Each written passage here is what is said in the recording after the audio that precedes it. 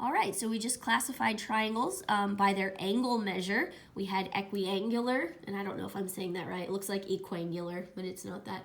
Equiangular triangles. We had acute triangles, obtuse triangles, and right triangles. So now we're going to ignore the angle measures for a second, and we're going to classify triangles according to the measure of its sides, right? So now we're looking at the length of the side of each triangle. So here we have 3 different types of triangles you can classify by their sides, right? Or classify all triangles into 3 different categories. So the first one is when all 3 sides are the same size. They're all congruent. That's an equilateral triangle, when all 3 sides have the same length. When 2 of the sides have the same length, we call that an isosceles triangle. So think of like an ice cream cone or a party hat. That looks like an isosceles triangle. And then if only one of the sides is congruent, right, which means really that none of the 3 sides are congruent to each other, no 2 sides are congruent, they're all singularly their own size, that's called scalene. So all sides are equilateral. 2 sides, we call it an isosceles. No sides, we call that scalene, when no sides are congruent. So here, if we're classifying, first off for A, we have these 2 sides marked with these same little tick marks. That means this side is the same length as this side. So let's say if this side was 6, this side would also be 6. But this side down here is not the same as these 2. So it can be any other number besides 6. Let's say it's 4. So when 2 of our 3 sides are congruent, that is isosceles, right? And it says it right below here. Okay, for B, now all 3 sides are marked congruent. They all 3 have these same little tick marks, which means they're all 3 the same. So if this was 5, that means this is 5, and that means this is 5. So that is an equilateral triangle. And then lastly, here we have one side length is 15, one's 23, and one's 12. None of these are congruent to each other.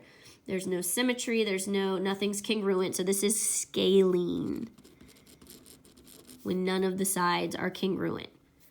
Okay, so hopefully that'll help you guys classify.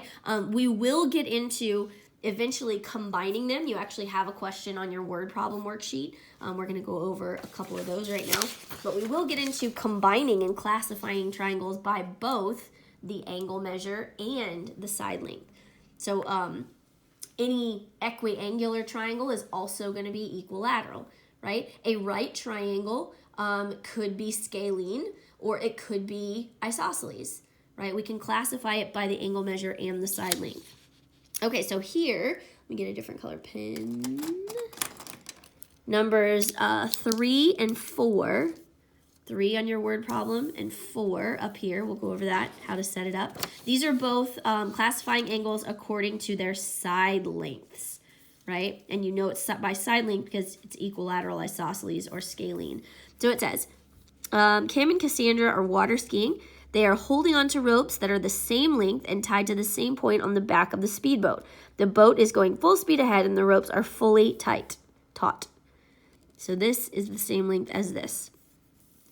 Kim, Cassandra, and the point where the ropes are tied on the boat form vertices of a triangle. So we can actually combine these. There we go.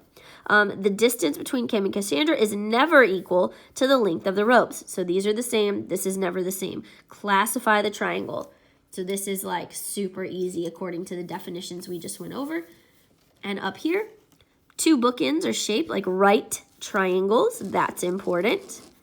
The bottom side of each triangle is exactly half as long as the slanted side of the triangle. The bottom side of the triangle is exactly half as long as the slanted side. So here's a bookend, right? Oops, sorry. And we know it's a right triangle. And the bottom is exactly half of this. So if this was 2x, the bottom would be half of that. This would be x. If all the books between the bookends are removed, so they are pushed together, they will form a single triangle. So this guy and this guy, if we get rid of all this together, we push these together, it's one big triangle.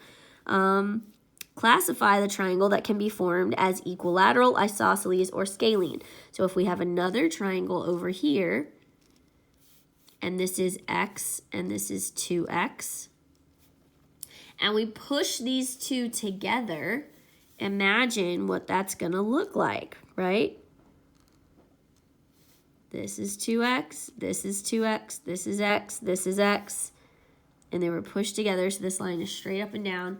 So what would the total bottom be? And once we know what the total bottom is, what type of triangle would this be according to the lengths of its sides? It's pretty obvious. I hope you're seeing it. Okay, and then number 5, like I said, combines both. Suzanne saw a pattern on a pentagonal floor tile, so it's a pentagon, 5 sides. She noticed many different kinds of triangles were created by the lines on the tile. So for A, identify 5 triangles that appear to be acute isosceles triangles. So all of the angles have to be acute, have to be smaller than 90, and 2 of the sides should be equal to each other, and the third side should not. Right? So hint, hint, you have to identify 5. Hint, hint, this little triangle right here is an acute triangle. All the angles are less than 90.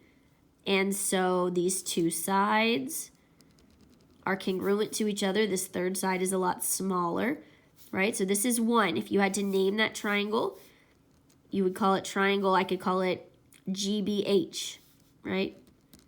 Doesn't really matter how we name it. You just use 3 of the letters. So you got to name the other 4. There's 5 total. The other 4 triangles that fit this criteria. It has to be isosceles. 2 of the sides have to be the same. And acute, all of the angles have to be less than 90. Identify 5 triangles that appear to be obtuse isosceles. All right, so excuse me. So same thing here. We have to find 5 triangles that appear to have one angle that's bigger than 90 degrees. So I'm already seeing them. Just make sure you are naming your triangles correctly. Okay, let me know if you have questions.